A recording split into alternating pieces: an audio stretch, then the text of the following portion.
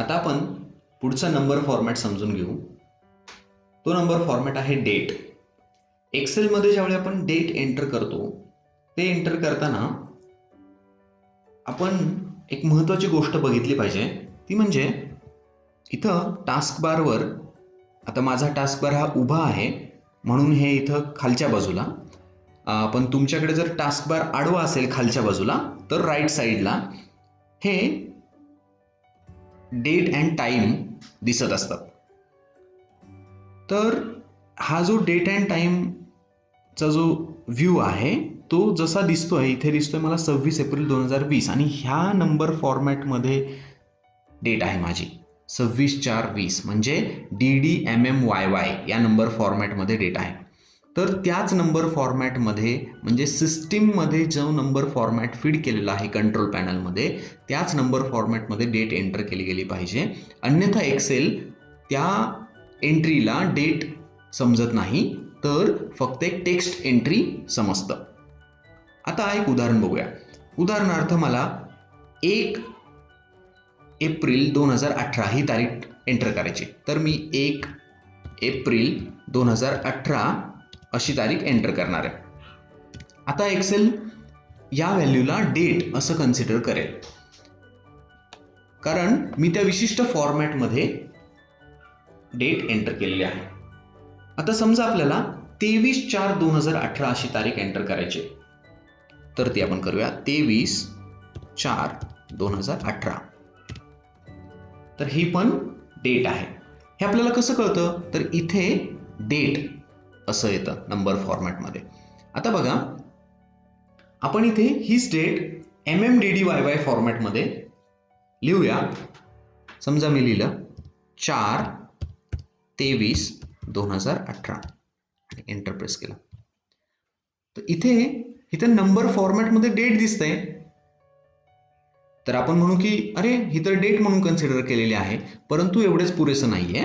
तर यासाठी अजून एक क्रायटेरिया आहे की एक्सेलने ती डेट म्हणून ऍक्सेप्ट केलेली आहे का नाही हे समजण्यासाठी. ती म्हणजे ही जी डेट व्हॅल्यू आहे, म्हणजे ही सेलमधली जी व्हॅल्यू आहे किंवा जी एंट्री आहे ती राईट अलाइंड झाली पाहिजे बाय डिफॉल्ट, तरच ती डेट असते. हे समजण्यासाठी आपण हा पण कॉलमची विड्थ वाढवून बघू शकतो. हा बघा राईट अलाइंड नंबर आहे, परंतु हा बाय डिफॉल्ट आपोआप लेफ्ट अलाइंड झालेला आहे. आता आपण परत ही एंट्री सुधारूया आणि आपण 23/4/2018 असं टाकूया. बघा हे आपोआप राईट अलाइंड होईल आणि ही एक्सेलने डेट म्हणून कन्सिडर केलेली आहे. सध्या आपण इथं 1/4/2018 अशी तारीख टाकणार आहोत. तर हे झालं डेट या नंबर फॉर्मॅट बद्दल. आता आपण टाइम या नंबर फॉर्मॅट बद्दल बोलूया. या टाइम शीट मध्ये आपल्याला एम्प्लॉईचा इन टाइम म्हणजे कामावर आल्याचा वेळ एंटर करायचा आहे. समजा आपण तो 10 AM असा एंटर करूया, सकाळी 10 वाजता. आपण जसं काय एंटर करतोय 10 AM, इथं आपोआप कस्टम असा नंबर फॉर्मॅट होईल आणि तो आपण इथं मोर नंबर फॉर्मॅट्समध्ये जाऊन कस्टममध्ये आपल्याला तो इथं दिसेल. तर अशा प्रकारचा हा नंबर फॉर्मॅट झालेला दिसेल. आपल्याला जर हे AM किंवा PM असं नको असेल तर आपण या कस्टम नंबर फॉर्मॅटमध्ये जाऊन हे AM किंवा PM काढून टाकू शकतो. ओके, आणि हे सकाळचे 10 असंच गृहीत धरलं जाईल. याच्यामध्ये 24 तासाचं घड्याळ पकडलं जाईल. आता सध्या आपण हे काढून टाकूया आणि इथं आउट टाइममध्ये समजा 6 कोलन लिहायचं आहे. हे महत्वाचं आहे. इथं पॉइंट दशांश चिन्ह नाही टाकायचंय, कोलन. समजा 6:15 सायंकाळचे PM असं लिहिलं, तर हे परत कस्टम. आता आपण याला परत मगाच्या सारखा याचा नंबर फॉर्मॅट बदलूया आणि तो इथे आपण बदलूया. बघा इथं AM/PM असं होतं, त्यावेळी इथं त्याला आपल्याला सॅम्पल दिसते बघा, 6 15 PM असं दिसतंय, म्हणजे 6:15 सायंकाळचे. आणि ज्यावेळी आपण हे खोडतो त्यावेळी आपल्याला दिसते की 18:15 म्हणजे सायंकाळचे 6.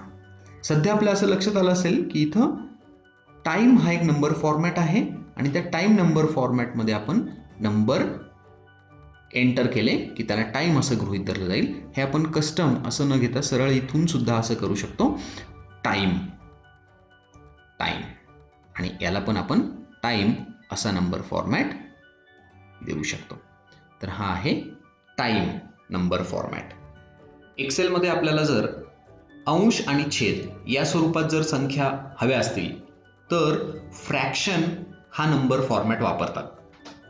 तर फ्रॅक्शन हा नंबर फॉर्मॅट वापरण्यासाठी सुरुवातीला आपण या डेटावर फ्रॅक्शन फॉर्मॅट लावूया.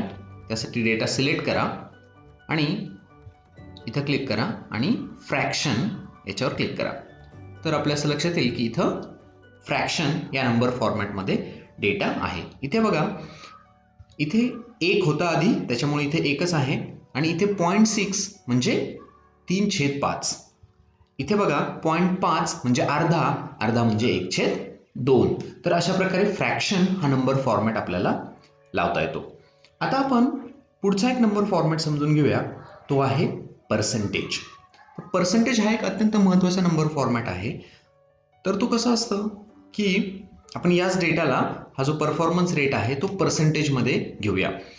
तत्पूर्वी हा जो मूळ डेटा एंटर केलेला आहे तो 0 ते 1 याच्या दरम्यानचा हा रेट आपण एंटर केलेला आहे.